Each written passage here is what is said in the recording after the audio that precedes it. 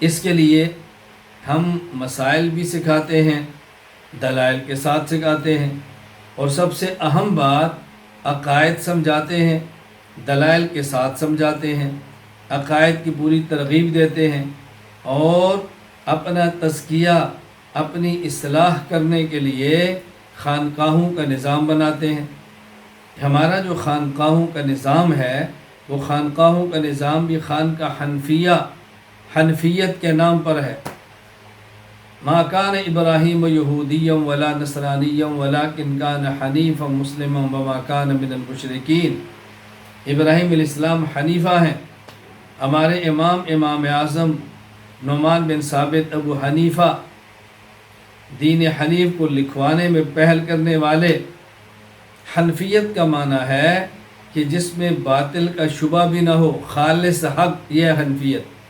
تو ہم چاہتے ہیں خانقاہ حنفیہ یعنی خالص، جہاں پر سنت کی بات ہو، بدعات کا تصور بھی نہ ہو، وہاں پر اصلاح نفس ہو اور شیطان کی آمیزش نہ ہو۔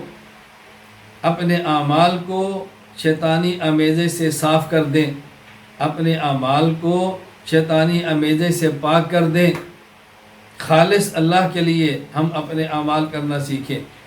انما الاعمال بالنیات، اعمال کا مدار انسان کی نیت پر ہے۔ بہترین نیت ہو، چھوٹے سے چھوٹا عمل بہت بڑا ہوتا ہے۔ نیت میں فساد ہو تو پھر بڑے سے بڑا عمل بھی نہایت حقیر اور معمولی ہو جاتا ہے۔ اپنی نیت کا خیال کرنا، اپنے آپ کو سنوارنا۔ قرآن کہتا ہے قد افلح من تزکا وذکر اسم ربہ فصلی۔ وہ شخص نجات پا جاتا ہے جو اپنا تزکیہ کر لیتا ہے، اپنی اصلاح کر لیتا ہے، خود کو سنوار لیتا ہے۔ اللہ تعالیٰ نے 11 قسمیں اٹھا کر یہ مضمون سمجھایا۔ والشمس وضحاها والقمر اذا تلاها والنہار اذا جلاها واللیل اذا یغشاها والسماء وما بناها والارض وما طحاها ونفس وما سواها۔ 11 قسمیں، فَأَلْهَمَهَا فُجُورَهَا وَتَقْوَاهَا قَدْ أَفْلَحَ مَنْ زَكَّاهَا وَقَدْ خَابَ مَنْ دَسَّاهَا۔ 11 قسمیں اٹھا کر فرمایا ہر انسان میں اللہ نے گناہ کرنے کا تقاضا بھی رکھا ہے اور اس کو کنٹرول کرنے کی طاقت بھی رکھی ہے۔ فجور، فَأَلْهَمَهَا فُجُورَهَا، یہ گناہ کا تقاضا ہے۔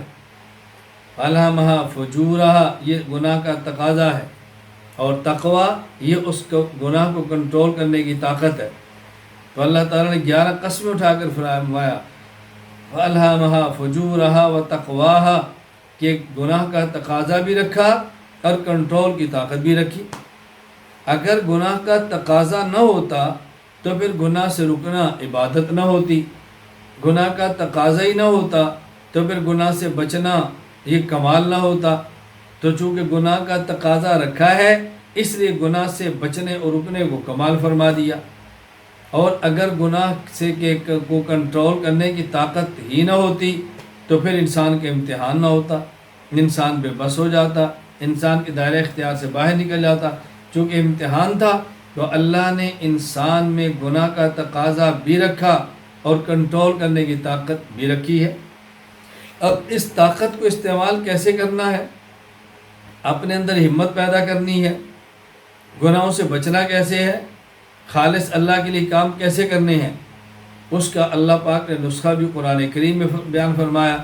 یا ایہا الذین آمنو، اے وہ لوگوں جو مومن ہو، ایمان والے ہو، صحیح عقائد والے ہو، اتقوا اللہ، تقوی اختیار کرو۔ یعنی عقائد بھی ٹھیک ہونے چاہیے اور اعمال بھی تمہارے ٹھیک ہونے چاہیے۔ عقائد بھی ٹھیک ہونے چاہیے، اعمال بھی ٹھیک ہونے چاہیے۔ انہی اعمال کے ٹھیک ہونے کا فرمایا اتقوا اللہ، یا ایھا الذین آمنوا اتقوا اللہ۔ عقائد ٹھیک ہے، اعمال بھی ٹھیک رکھو۔ اور یہ اعمال ٹھیک کیسے ہوں گے؟ فرمایا وَكُونُوا مَعَ الصَّادِقِينَ، وَكُونُوا مَعَ الصَّادِقِينَ۔ اللہ اکبر، یہ نہیں وَكُونُوا مَعَ الْمُتَّقِينَ، حالانکہ فرمانا چاہیے وَكُونُوا مَعَ الْمُتَّقِينَ، تقوی چاہیے تو متقین کے ساتھ رہو۔ فرمایا مَعَ الصَّادِقِينَ، یعنی ان لوگوں کے ساتھ رہو جو صادق فی التقوی ہیں، جن کا باطن ظاہر کے مطابق اور ظاہر باطن کے مطابق، خلوت جلوت کے مطابق، جلوت خلوت کے مطابق، لوگوں میں ہو تو تب بھی ایسا، خلوت میں ہو تو تب بھی ایسے۔ یہ نہیں کہ لوگوں کے سامنے ہوں تو جنید بغدادی، خلوت میں ہوں تو شیطان، نہ، لوگوں کے سامنے ہو تو انسانیت، خلوت میں آئے تو حیوانیت نہیں۔ یہ صادق کیسے ہوئے؟ صادقین کا معنی صادقین فی التقوی، خلوت جلوت ایک جیسی ہو، ظاہر باطن ایک جیسا ہو، لوگوں کے ملنے اور خلوت میں ایک جیسے ہوں، ان کی صحبت میں رہو۔ اور فرمایا مع، اللہ اکبر، مع الصادقین، یہ نہیں فرمایا کہ صادقین کے پاس جایا کرو، بلکہ فرمایا کہ صادقین کے ساتھ رہا کرو، صادقین کے ساتھ رہا کرو۔ خالطوہم لتکونوا مثلہم، اتنا اس طرح ان کے ساتھ مل جل جاؤ کہ تم ان جیسے بن جاؤ۔ معلوم ہوا کہ تقوی انسان کو ملتا ہے متقین کے پاس آنے اور جانے سے نہیں، بلکہ متقین کے پاس رہنے سے تقوی ملتا ہے۔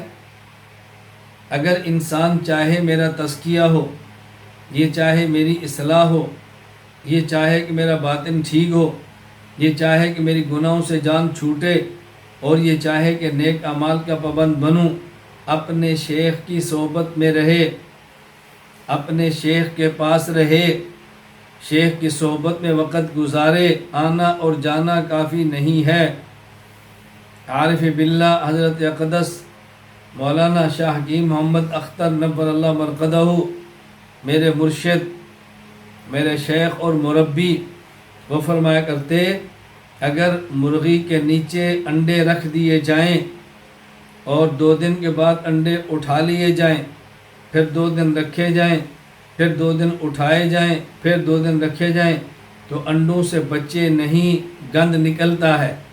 اگر ان انڈوں سے بچے لینا چاہتے ہو تو 21 دن مسلسل مرغی کے نیچے رکھو، اٹھانا اور رکھنا نہیں، مستقل رکھنا ہے۔ حضرت فرماتے ہیں کہ شیخ کے پاس مستقل رہنے سے تربیت ہوتی ہے، پاس رہنے سے تزکیہ ہوتا ہے۔ اور جب تک شیخ سے دور ہو، جب تک ایسے اسباب پیدا نہ ہوں، پھر شیخ سے رابطہ، اصلاحی خط، اپنے حوال کی اطلاع، اور وہاں جو ہدایات ملی اس کی اتباع۔ حکیم الامت مجدد الملت مولانا اشرف علی تھانوی نور المرقد ارشاد فرمایا کرتے کہ 2 باتوں کا مرید کو اہتمام کرنا چاہیے۔ نمبر 1 اپنے حالات کی اطلاع، نمبر 2 شیخ کی ہدایات کی اتباع۔ نمبر 1 اپنے حالات کی اطلاع، نمبر 2 اپنے مرشد کی ہدایات کی اتباع۔ نمبر 1 اپنے حالات کی شیخ کو اطلاع کریں، نمبر 2 شیخ کی ہدایات کی اتباع کریں۔ شیطان پہلے دھوکہ یہ دیتا ہے کہ بیعت نہیں کرنے دیتا۔ میں بیعت کیسے کروں؟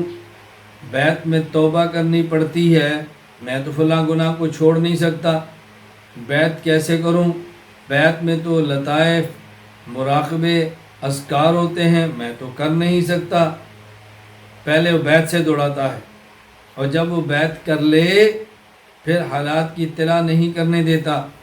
اگر حالات کی اطلاع کرو گے تو شیخ کیا سمجھیں گے؟ تمہارے بارے میں ان کا ذہن کیا بنے گا؟ وہ سمجھیں کہ یہ تو بدکاریاں کرتا ہے، جھوٹ بولتا ہے، چوری کرتا ہے، وہ نفرت کریں گے۔ ہمارے شیخ حضرت اقدس عارف باللہ شاہ حکیم محمد اختر نور المرقد فرمایا کرتے تھے کہ دیکھو، جب شیخ کو گناہ کا پتہ چلے کسی مرید کے بارے میں تو شیخ اس مرید سے نفرت نہیں کرتا، اس کے گناہ کو ختم کرنے کی کوشش کرتا ہے اور تدابیر اختیار کرتا ہے۔ فرمایا اپنے شیخ کو کم از کم ماں کی طرح سمجھ لو۔ اگر ماں کے علم میں آ جائے کہ میرے چھوٹے سے بچے کے پیمپر میں پیشاب ہے، چھوٹے بچے کی شلوار میں نجاست ہے تو ماں نفرت نہیں کرتی، اس نجاست کو صاف کرنے کی کوشش کرتی ہے۔ اسی طرح جب شیخ کو پتہ چلتا ہے کہ میرا مرید فلاں گناہ میں لت پت ہے تو نفرت نہیں کرتا، بلکہ مرید کو اس گناہ سے صاف کرنے کی کوشش کرتا ہے۔ اور حضرت فرمایا کرتے وہ شیخ ہی کیا جو مرید سے گناہ کی بنیاد پہ نفرت کرے۔ اگر ڈاکٹر ہی مریض کا عیب دے کر نفرت کرے گا تو بتائیں مریض کا علاج کون کرے گا؟ اگر شیخ اپنے مرید کے گناہ کو دے کے نفرت کرے تو پھر اس کا علاج کون کرے گا؟ حضرت فرماتے ہیں کہ جو شیخ ہے اگر وہ اپنے مرید کے گناہ کو دے کے نفرت کرے تو یہ شخص شیخ کہلانے کے لائق ہی نہیں، شیخ بننے کے لائق ہی نہیں۔ اس لیے شیطان پہلی کوشش کرتا ہے کہ کوئی آدمی بیعت نہ ہو، اگر بیعت ہو جائے تو پھر کوشش کرتا ہے کہ حالات کی اطلاع نہ ہو، اگر حالات کی اطلاع ہو جائے تو پھر کوشش کرتا ہے کہ ہدایات کی اتباع نہ ہو، دوڑاتا ہے۔ یہ ہر وقت لگا ہوا ہے، اور قرآن کریم کے اندر ہے ان الشیطان لکم عدو فاتخذوہ عدوا، یہ شیطان تمہارا دشمن ہے، تم بھی اس کو اپنا دشمن بنا کے رکھو، یہ سمجھو تمہارا دشمن ہے۔ یہ کبھی بھی خیر خواہی کی بات نہیں کرتا، یہ ہمیشہ انسان کو اللہ سے دور کرنے کی تدابیر اختیار کرتا ہے، ہمیشہ انسان کو جہنم تک لے جانے کی کوشش کرتا ہے۔ ایک اس کی محنت، ایک ہماری محنت، اس نے اللہ سے تعلق کو توڑنے کی محنت کرنی ہے، ہم نے اللہ سے تعلق کو جوڑنے کی محنت کرنی ہے۔ اس نے گناہ کروانے کی محنت کرنی ہے، ہم نے گناہ چھڑوانے کی محنت کرنی ہے۔ اس نے شیخ سے دور کرنا ہے، ہم نے شیخ سے قریب کرنا ہے۔ اس نے علماء کی نفرت دل میں ڈالنی ہے، ہم نے علماء کی محبت اور عظمت دل میں ڈالنی ہے۔ اس نے دین کے بارے میں شکوک و شبہات پیدا کرنے ہیں، ہم نے شکوک و شبہات کا ازالہ کرنا ہے۔ شیطان نے نفرتیں قدورتیں پیدا کرنی ہے، ہم نے محبتیں اور آپس میں مودتیں پیدا کرنی ہے۔